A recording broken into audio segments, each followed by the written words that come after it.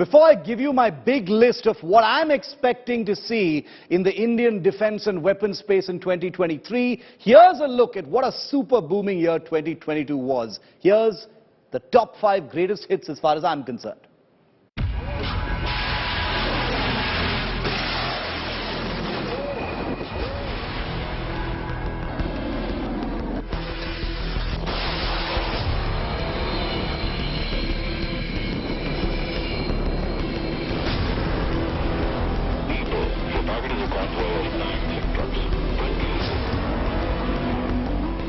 It's been one booming year in the world of India's weapons and military equipment.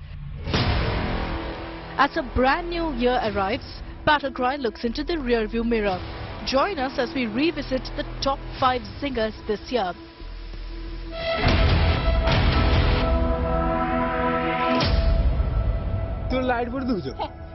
These images are still mesmerizing people across the country and the world. The ghostly plume of what's believed to be an Agni-5 ballistic missile launched on December 15th from India's east coast.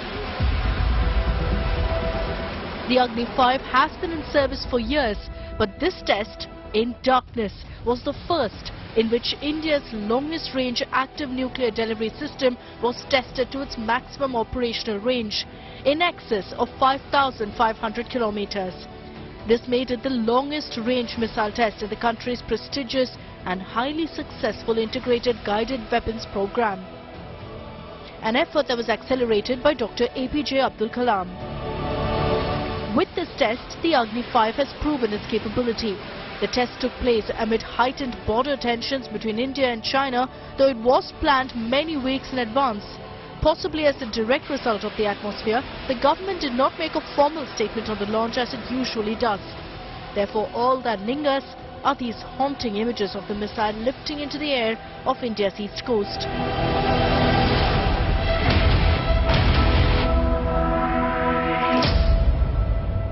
न सिर्फ भारतीय नौसेना बल्कि संपूर्ण भारतवर्ष के लिए Vikrant. In September, the Indian Navy finally received and commissioned into service the country's first indigenous aircraft carrier, the magnificent new INS Vikrant.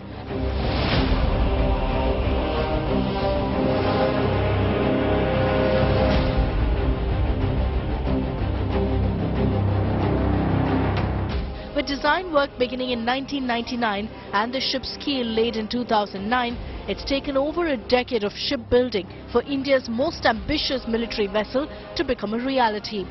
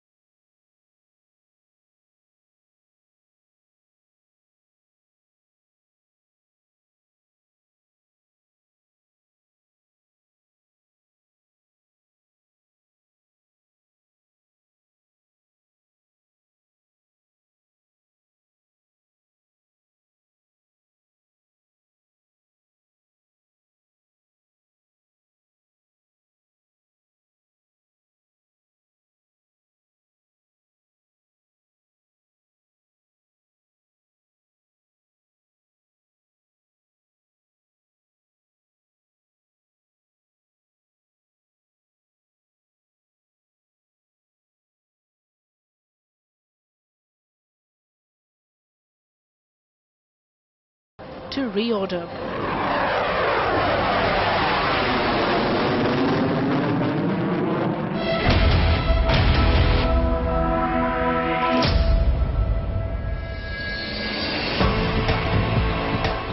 In October, the Indian government announced that the Tata Airbus joint venture facility to build C-295 transport aircraft for the Indian Air Force would come up in Vadodara in Gujarat.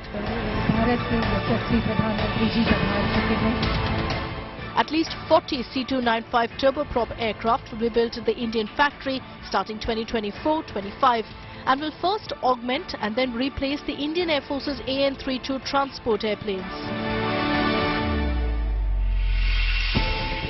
16 of the aircraft will be manufactured and delivered to India from the C-295's home facility in Spain. The Indian facility will become a global hub for the aircraft and is likely to trigger a wave of defence manufacture in Western India. The C-295 will perform a variety of missions, including troop and cargo transport, delivering weapons and systems, functioning as a flying hospital, perform surveillance missions and more. With certain modifications, C-295 airplanes can even perform anti-ship attack roles, though the Indian Air Force is not likely to look in that direction for now.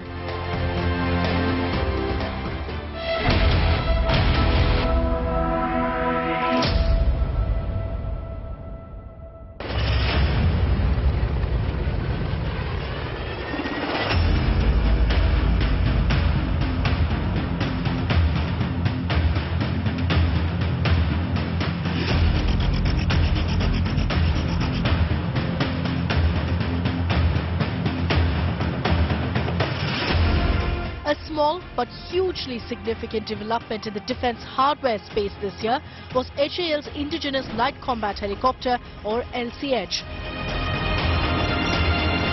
finally receiving its first order. The belated but very welcome milestone came after a pair of light combat helicopters spent nearly 2 years on a live operational deployment in Ladakh amid the standoff with China. The helicopters are armed with rockets, a chin-mounted gun and air-to-ground weaponry with anti-tank missiles as the next weapon fit on the horizon.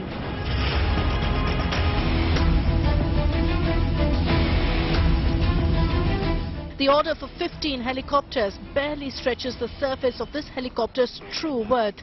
But for starters, the Indian Air Force will receive 10, while the Indian Army will receive 5. Hopefully, in the months and years ahead, both services will order and operate upwards of 100 helicopters each, depending on how things pan out. The LCH, a modified and weaponized derivative of the successful in-service Dhruv helicopter, will go a long way in cranking up indigenous content in the armed forces. And so good is the product, there's already been interest from foreign customers.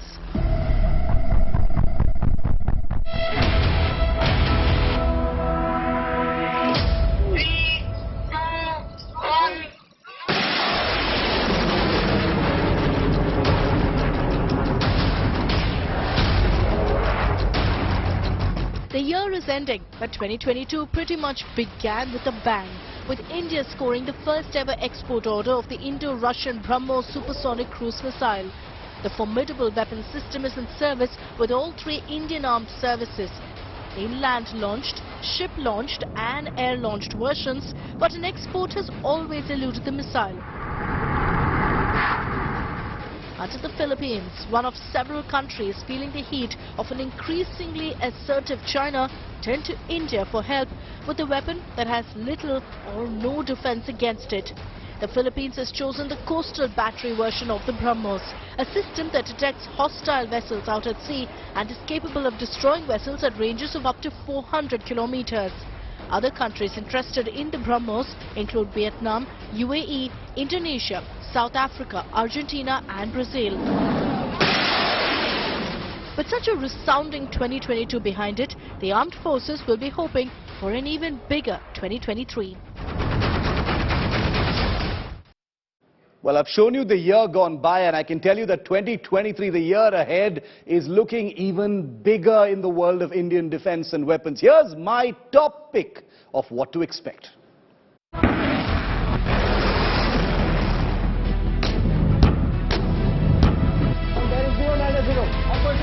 Die.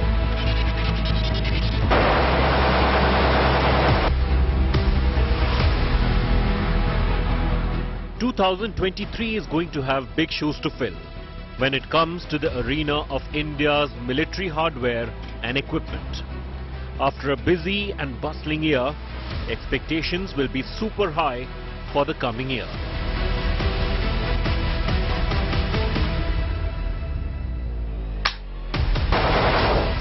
While 2023 promises to spring a series of surprises in the field of self-reliance or Atmanirbhar Bharat in defense, we have identified 6 very significant items that will arrive in the coming year.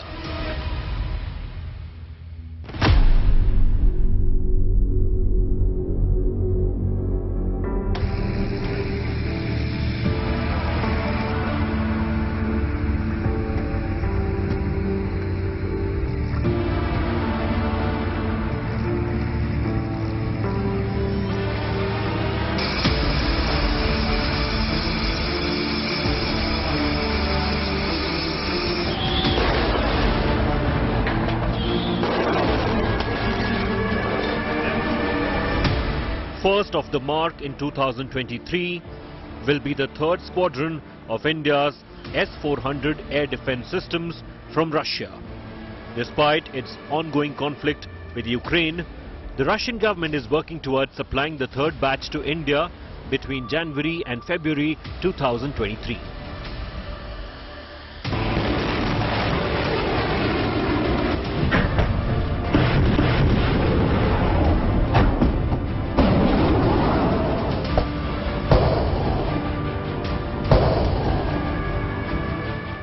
The Indian inspection teams were in Russia recently, along with the Indian Air Force personnel who visited the production facility there. India's first two S-400 squadrons have already been operationalized in the northern and eastern sectors respectively. Now both China and India have their respective S-400 air defense systems deployed along the line of actual control.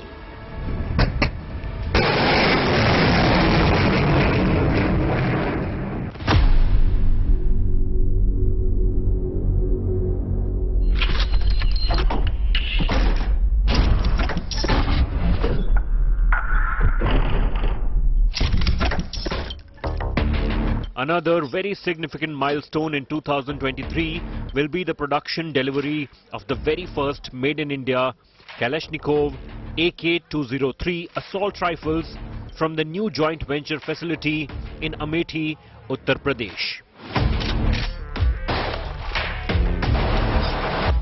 The weapons are part of a program to produce over 6 lakh rifles for the Indian Army's infantry regiments. Production machinery and kits have arrived at the Indian facility, with top Russian forces telling India today that manufacture will commence very shortly. Battle Cry has been the first TV program to visit Kalashnikov for a first-hand demonstration of the AK-203. Now, what the Indian Army wants is for this particular weapon, a pretty worthy successor of the old AK-47 to become a standard assault rifle infantry weapon for the infantry units of the Indian Army. One of the special things about this weapon, we're told, is that it has a special capability barrel. It has retrospective compatibility with many of the systems, including the magazines and ammunition of the old AK-47s. Remember, India's Rashtriya Rifles units and infantry regiments are one of the largest users in the world of the Kalashnikov series of rifles.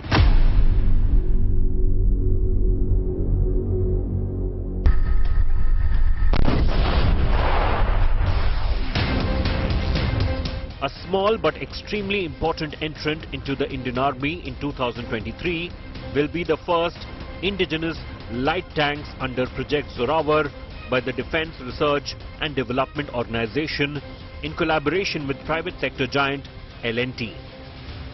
The Defence Ministry recently cleared the procurement of 354 of these tanks, being built specifically in response to an Indian Army requirement in Ladakh during the ongoing standoff with China.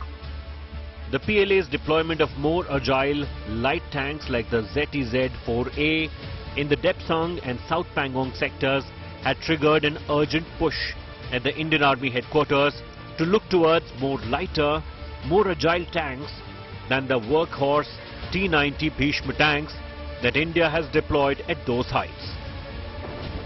Unlike heavy main battle tanks, light tanks like Zorawar and Chinese counterparts are nimble, can climb higher, can perform better in rougher terrain, and are far easier to maintain, since they are purpose-built for high altitude and cold temperatures.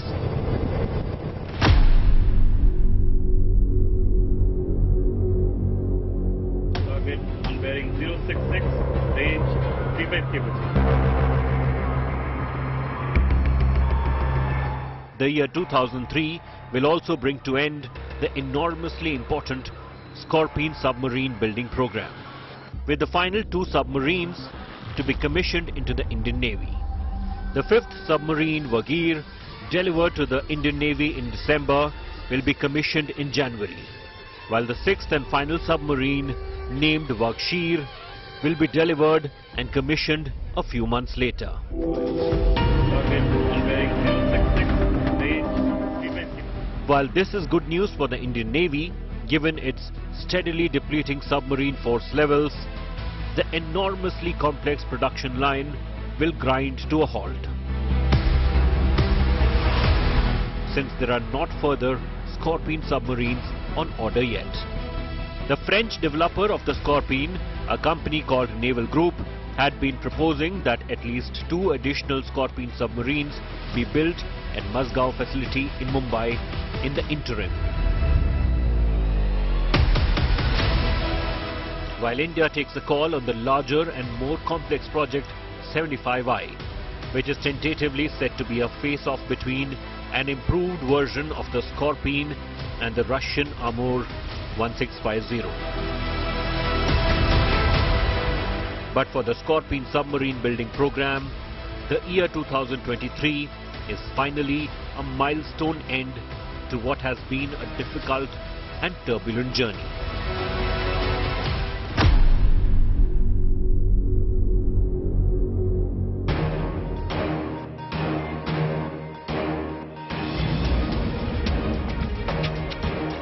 The Indian Air Force will finally get a moment to exhale, with the first C-925 transport aircraft to be delivered around September 2023, as part of a deal for 56 of these aircraft signed by the Indian government. The first 16 are to be manufactured and supplied from an Airbus production facility in Spain, while the remaining 40 will be manufactured at a Tata Airbus joint venture facility in Vadodara. The actual delivery of an aircraft is of huge significance, given India's excruciatingly long-winded weapons procurement process. The journey towards the C-925 deal had been stalled for years, but took a major political push to see it through, given the Indian Air Force has been eager to induct new generation transport aircraft to feed its growing logistics requirements.